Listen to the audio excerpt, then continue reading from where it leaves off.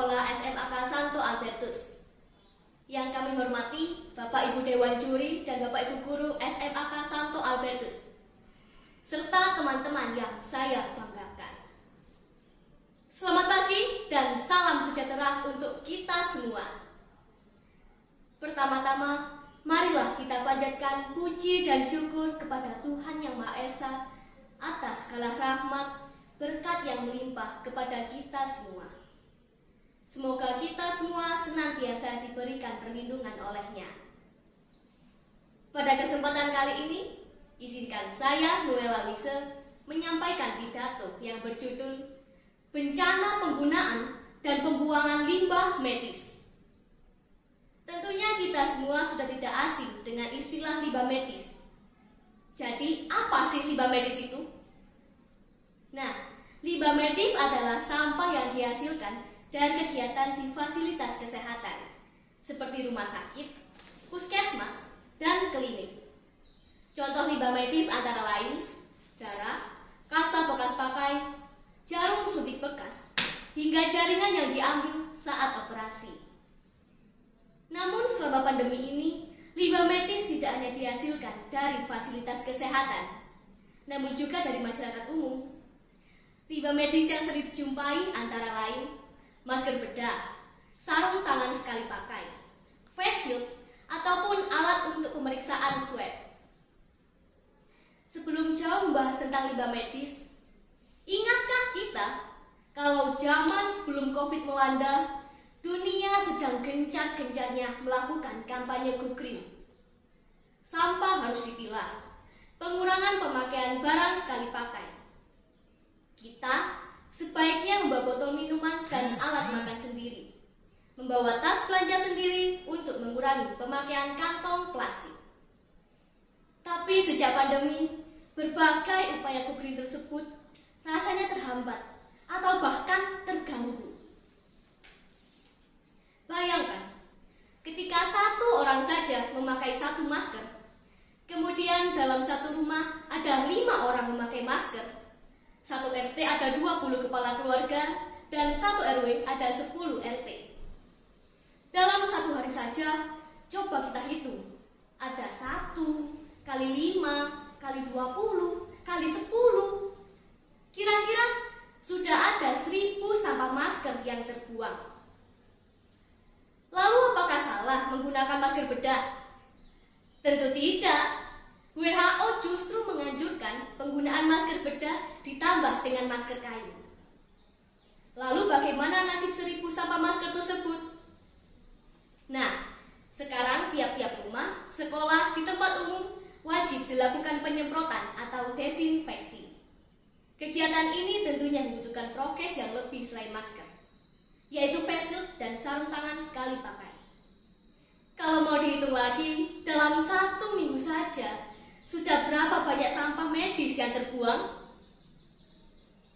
Riset mengatakan, sejak awal pandemi hingga saat ini mencapai 18.460 ton. Dan limbah ini sangat sulit untuk diuraikan. Karena termasuk golongan mikroplastik, butuh waktu 20 sampai 1000 tahun agar terurai. Bila hal ini diabaikan, akan ada banyak dampak yang ditimbulkan. Salah satunya adalah perubahan cuaca saat ini yang tidak menentu. Mendung tanpa udan, ketemulah kelangan. Aduh, menyedihkan. Hal tersebut menjadi hal yang sangat serius dan menjadi tanggung jawab kita bersama. Lalu, apa yang bisa kita lakukan? Ya, yang pertama semestinya adalah kebijakan dari pemerintah. Angka kejadian COVID sudah menurun, vaksinasi sudah meningkat, beberapa daerah sudah masuk zona hijau. Mungkin bisa dipertimbangkan untuk pemakaian masker kain 3 lapis. Kementerian Lingkungan Hidup dan Kehutanan atau biasa disingkat KLHK tahun lalu juga sudah mengeluarkan peraturan tentang pengelolaan limbah medis, yaitu semestinya dikelola secara khusus menggunakan insinerator seperti di rumah sakit. Tahun lalu juga sudah dilakukan penambahan 32 fasilitas pemusnah limbah B3 medis. Namun ini masih belum cukup untuk mengatasi jumlah limbah medis yang terus meningkat. KLHK menyarankan agar limbah medis dikemas tersendiri, menggunakan wadah tertutup dan diberi tulisan limbah infeksius. Atau kita dapat melakukan desinfeksi terlebih dahulu bila sampah medis akan digabungkan dengan sampah domestik.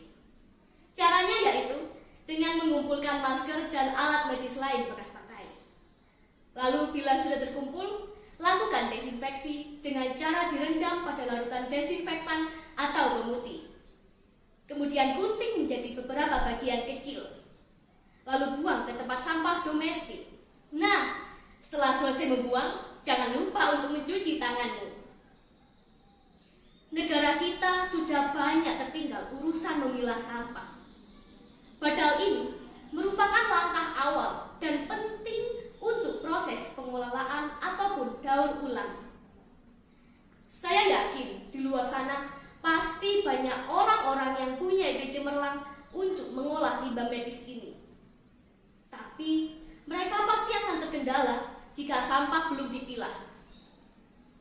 Asal kalian tahu, di Inggris dan India, limbah medis sudah dimanfaatkan untuk pembuatan batu bata loh.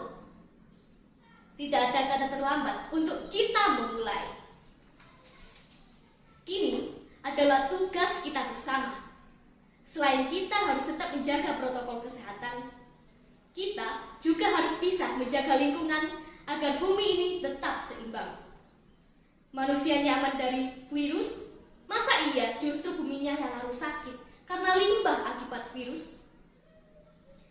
Untuk dapat menjaga bumi, mari kita mulai dari hal kecil, yaitu dari diri kita sendiri. Aku siap untuk menyelamatkan bumi. Saya Noella Lisa, pamit undur diri. Mohon maaf apabila ada kesalahan kata. Terima kasih dan salam sehat.